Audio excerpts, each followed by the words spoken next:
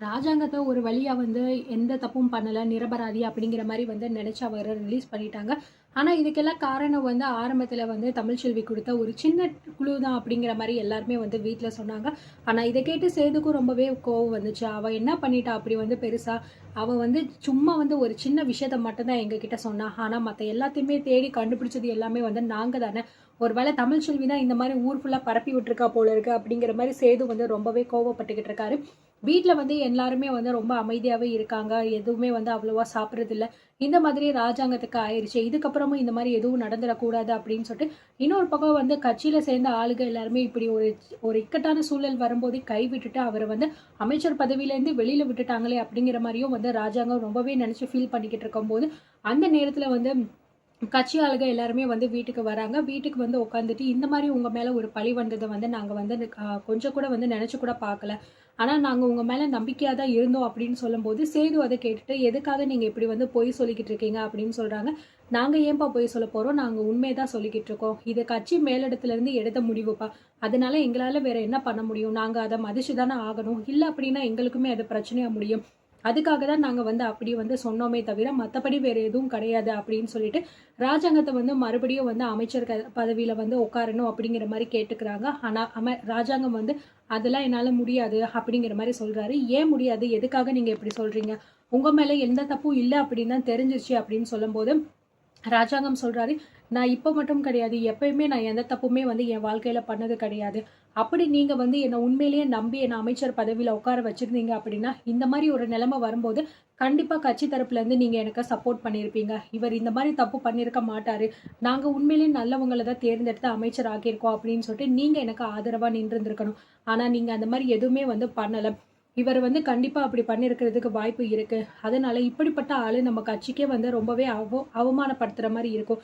அதனால இவர வந்து கட்சி பதவியில இருந்து மட்டும் கிடையாது, அடிப்படை உறுப்பினரா கூட இவர் இருக்கக்கூடாது அப்படின்னு நினைச்சு, நீங்க அவசர அவசரமா எல்லா விஷயத்தையும் பண்ணி, நீங்க வந்து என்ன இவ்ளோ தூரம் வந்து அசிங்கப்படுத்திட்டீங்க. இதுக்கப்புறமும் எப்படி வந்து நான் உங்க கட்சியில வந்து சேருவேன், அமைச்சரா இருப்பேன் அப்படின்னு நீங்க நம்புறீங்க?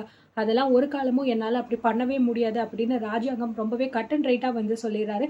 ஆனா இருந்தாலுமே கட்சிக்காரங்க விடாம வந்து நாங்க வந்து உங்களுக்கு சப்போர்ட் பண்ணாம இருந்தது தப்பு தான். எங்க மேல தப்பு இருக்கு. நாங்க ஒத்துக்கிறோம். ஆனா, இந்த ஒரு தடவ மட்டும் நீங்க வந்து கொஞ்சம் கருணை காட்டிட்டு நீங்க கட்சியில வந்து சேருங்க. இதுக்கப்புறமும் உங்களுக்கு எந்த பிரச்சனை வராமலும் நாங்க பார்த்துக்கிறோம். இத தலைவரும், தலைவியும் சேர்ந்தே உங்ககிட்ட வந்து சொல்ல சொன்னாங்க. அவங்க கூட உங்ககிட்ட பேசணும் சொன்னாங்க அப்படின்னு சொல்லிட்டு, அங்க இருந்த ஒருத்தர் வந்து ஃபோன் பண்ணிட்டு, "இந்தாங்க பேசுங்க" அப்படின்னு சொல்லும்போது, ராஜாங்கத்துக்கு அது கூட கொஞ்சம் கூட புடிக்கல. "இல்ல நான் உங்ககிட்டலாம் வந்து பேசுற மாரி இல்ல. எனக்கு எதுவும் இப்போதைக்கு விருப்பம் இல்ல. நீங்க வந்து என்ன வந்து கம்பல் பண்ணாதீங்க.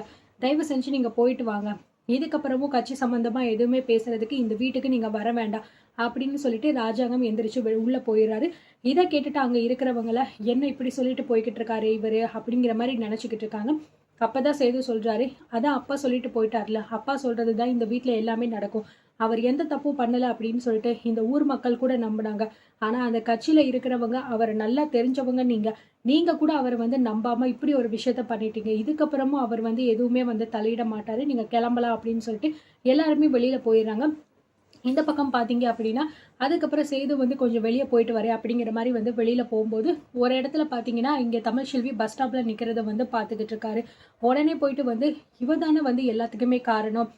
நம்ம அப்பாவ வந்து வெளிய எடுத்ததுக்கு என்னமோ இவ தான் காரணம்னு சொல்லிட்டு சொல்லிட்டு திரியிறா போல இருக்கு" அப்படின்னு நெனச்சுட்டு, சேது உடனே நேரா போயிட்டு தமிழ்செல்வி கிட்ட, "இங்க பாரு, உனக்கு என்ன அவ்ளோ திமிரா? எங்க அப்பாவ வெளிய வந்து விடுதலை பண்ணதுக்கு என்னமோ நீ தான் காரணம். நீ குடுத்த விஷயத்தினால தான் எல்லாமே நடந்துச்சு அப்படிங்கிற மாரி எல்லார்கிட்டயுமே சொல்லிக்கிட்டு இருக்கியா?" அப்படின்னு சொல்லிட்டு சொல்ல, தமிழ்ச்செல்வி எதுவுமே பதில் பேசாம சேதுவையே பார்த்துக்கிட்டே இருக்காங்க. "என்ன பார்த்துக்கிட்டு இருக்க? நீ வெறும் ஒரே ஒரு சின்ன விஷயத்த மட்டும் தான் எங்ககிட்ட சொன்ன. ஆனா சக்தி உயிரோட இருக்கானா என்ன? அவ எங்க இருக்கா? எப்படி இருக்கா? அப்படின்னு சொல்லிட்டு ராத்திரி பூரா அலைஞ்சு திரிஞ்சு கண்டுபிடிச்சது எல்லாமே வந்து நான் தான். ஆனா நீ என்னடான்னா, உன் இஷ்டத்துக்கு நீ என்னென்னமோ சொல்லிக்கிட்டு திரியிற. இங்க பாரு, தேவையில்லாம இந்த மாதிரி விஷயத்தெல்லாம் பண்ணிக்கிட்டு இருந்தா அவ்வளோதான்." அப்படிங்கிற மாரி இங்க சேதுவும் வந்து சொல்ல, தமிழ் எதுவுமே வந்து பேசாம அப்படியே நின்னுகிட்டு இருக்கா. எவ்ளோ பேசிக்கிட்டு இருக்கே, கொஞ்சம் கூட வந்து மரியாதை குடுக்காம இருக்கா பாரு. ச்சே! திமிரு பிடிச்சவ அப்படின்னு நெனச்சுட்டு, சேது உடனே விறுவிறுன்னு கார்ல வந்து ஏறிட்டு உடனே போயிறாரு. கொஞ்ச தூரம் போனவுனே அவர் கார் வந்து பஞ்சர் ஆகி நின்றுது. உடனே கருப்புக்கு ஃபோன் பண்ணி, இந்த மாரி என் கார் வந்து பஞ்சர் ஆயிருச்சு. நீ எங்கே இருக்க மாமா, வந்து என்னை வந்து கூட்டிகிட்டு போ அப்படிங்கிற மாதிரி சொன்ன உடனே கருப்பு வந்து நான் ஆட்டோவில் தான் வந்துக்கிட்டு இருக்கேன், அந்த வழியாக தான் மாப்பிள்ள வருவேன், நான் வேணா அப்படியே உன்னை பிக்கப் பண்ணிக்கிறேன் அப்படின்னு சொல்லிடுறாரு. அதுக்கப்புறம் வந்து கருப்பு வந்தவுடனே 2 பேருமே சேர்ந்து அந்த ஷேர் ஆட்டோவில் வந்து போய்கிட்டு இருக்காங்க. போய்கிட்டு இருக்கும்போது கொஞ்சம் தூரத்தில் பார்த்தீங்கன்னா தனம் வந்து நீ வந்துகிட்டு இருக்கா. அங்கே வந்து ஒரு 4 பொறுக்கி பசங்க வந்து தனத்தை வந்து கிண்டல் பண்ணிட்டு பின்னாடியே வந்துகிட்டு இருக்காங்க. இதை பார்த்த கருப்பு வந்து அங்கே பாரு மாப்பிள்ள, தனத்தை வந்து யாரோ கிண்டல் பண்ணிக்கிட்டு இருக்காங்க 4 பேர் அப்படின்னு சொல்ல, விடுமாமா அதெல்லாம் நமக்கு எதுக்கு, யாரை கிண்டல் பண்ணால் நமக்கு என்ன வரப்போகுது, பேசாமல் நம்ம வேலையை பார்த்துட்டு நம்ம போவோம், தேவையில்லாமல் எந்த பிரச்சனைக்கும் நம்ம போய் மாட்டிக்க வேணாம் அப்படின்னு சொல்ல, என்னையா சேது இப்படி சொல்லிக்கிட்டு இருக்க, தனம் என்னையா பாவம் பண்ணா, அந்த பொண்ணு ரொம்ப நல்ல பொண்ணுயா, ஒரு பிரச்சனை வரும்போது அவளுக்கு போய் உதவி பண்ண வேண்டாமாயா, எதுக்கு எப்படிலாம் பேசிக்கிட்டு இருக்க அப்படின்னு சொல்ல, மாமா நீ சும்மா இரு, எனக்கு தெரியும் எல்லாமே, பேசாமல் நீ வந்து உன் வேலையை பார்த்துட்டு நீ வந்து இரு அப்படின்னு சொல்லிட்டு வந்து சொல்லிடுறாரு. இதுக்கு மேலே கருப்பால் என்ன சொல்ல முடியும் அப்படின்னு சொல்லிட்டு அமைதியாக உட்காந்துக்கிட்டு இருக்காரு. கொஞ்சம் தூரம் ஆட்டோ போனவுடனே பார்த்தீங்கன்னா சேதுக்கும் மனசு கேட்கல. தனம் என்ன தப்பு பண்ணா, அவளை நம்ம பார்த்து இப்படி பார்க்காம போய்கிட்டு இருக்கோமே, அவளுக்கு ஒரு ஆபத்து இருக்கே அப்படிங்கிற மாதிரி நினச்சி கொஞ்சம் தூரம் போனோடனே அண்ணே கொஞ்சம் ஆட்டோவை திருப்புங்க அப்படிங்கிற மாதிரி சொல்லிட்டு உடனே பார்த்தீங்கன்னா அங்கே தனத்தை போயிட்டு அந்த பசங்க வந்து கிண்டல் பண்ணிக்கிட்டு இருக்காங்களா அவங்களெல்லாம் அடித்து விரட்டி விட்டுட்டு தனத்தை வந்து காப்பாற்றிடுறாரு. உடனே வந்து தனம் வந்து சேதுவை பார்த்தோன்னே மாமா ரொம்ப நன்றி அப்படின்னு சொல்ல, தனம் கிட்ட வந்து பார்த்தீங்கன்னா சேது சொல்கிறாரு, ரோட்டில் போகிற ஏதோ ஒரு பொண்ணுக்கு ஒரு விஷயம் நடக்குது, 4 பசங்க கேலி பண்ணுறாங்க அப்படிங்கிறதுக்காக தான் நான் வந்து காப்பாற்றினேன், மற்றபடி வேறு எதுவும் கிடையாது, மாமா வா நம்ம போகலாம் அப்படிங்கிற மாதிரி சொல்ல, தனம் வந்து சொல்கிறேன் மாமா ப்ளீஸ் ஒரு நிமிஷம் நில்லுங்க, எதுக்காக என்கிட்ட நீங்கள் வந்து கோவப்படுறீங்க, நான் என்ன அப்படி தப்பு பண்ணிட்டேன், எப்பயுமே நீங்கள் இப்படி தான் வந்து பண்ணிக்கிட்டு இருக்கீங்க, சம்மந்தமே இல்லாமல் கோவப்படுறீங்க, ஏன் மேலே கோவப்படுறீங்க, அப்படி உங்களுக்கு கோவம் அப்படின்னா அது எங்கே இருக்கோ நீங்கள் அங்கே மட்டும் காட்டுங்க மாமா, எதுக்காக எல்லார்கிட்டையுமே அப்படி வந்து காட்டணும், நான் என்ன அப்படி உங்களுக்கு துரோகம் பண்ணிட்டேன் அப்படிங்கிற மாதிரி கேட்க, சேதுவுக்கு என்ன பதில் சொல்றது அப்படின்னே வந்து தெரியல. ஆனா மனசுல வந்து தனம் எந்த தப்பும் பண்ணல, அவகிட்ட பேசுறதுனால என்ன அப்படின்னு சொல்லிட்டு மனசாட்சி வந்து சொல்லுது. ஆனா அவனோட ஈகோ வெளியில தடுக்குது, இல்ல அப்படிலாம் நம்ம வந்து பண்ணக்கூடாது, நம்ம வந்து நமக்கு எதுக்கு இந்த பிரச்சனை, அவளோட அக்கா வேணாம்னா அப்ப இவளும் நமக்கு எதுக்கு அப்படிங்கிற மாதிரி நினைச்சிட்டு சேதுபதி வந்து சொல்றாரு, இங்க பாரு தனம், உனக்கு ஏதோ பிரச்சனை அப்படிங்கிறதுனால வந்து காப்பாத்துறேன், அவ்வளவுதான், இதோட முடிஞ்சிச்சு, அதனால வந்து நான் வந்து உனக்கு மாமா அப்படிங்கிற மாதிரிலாம் கிடையாது, அந்த உறவெல்லாம் எப்பயோ வந்து முடிஞ்சிச்சு, உங்கள் அக்கா தான் என்னமோ பெரிய இவ மாதிரி வீட்டில் வந்து அத்தனை பேர் முன்னாடியும் தலையில் தூக்கி தண்ணியை ஊற்றிட்டு சூடத்தில் சத்தியம்லாம் பண்ணிட்டு வந்து போனாலே, இதுக்கப்புறமும் என்ன வந்து மாமா அப்படிங்கிற உறவு அதெல்லாம் எப்பயோ முடிஞ்சு போச்சு, இதுக்கப்புறமும் நீ எங்கே பார்த்தாலுமே என்ன மாமா அப்படிலாம் வந்து சொல்லணும் அப்படிங்கிற அவசியமே கிடையாது அப்படின்னு சொல்லிட்டு சேது வந்து வாமாம்மா நம்ம கிளம்பலாம் அப்படின்னு சொல்லிட்டு ஆட்டோவில் ஏறி வந்து உடனே கிளம்பிடுறாரு. இந்த பக்கம் பார்த்தீங்க அப்படின்னா தனம் வந்து ரொம்பவே ஃபீல் பண்ணுறாங்க, இவங்க 2 பேருக்குள்ளேயுமே இப்படி பிரச்சனை வந்துட்டும் போய்கிட்டும் இருக்குது, இது எங்கே போய் முடிய போகுதுன்னு தெரியலையா அப்படிங்கிற மாதிரி குழப்பத்திலே போய்கிட்டு இருக்கா.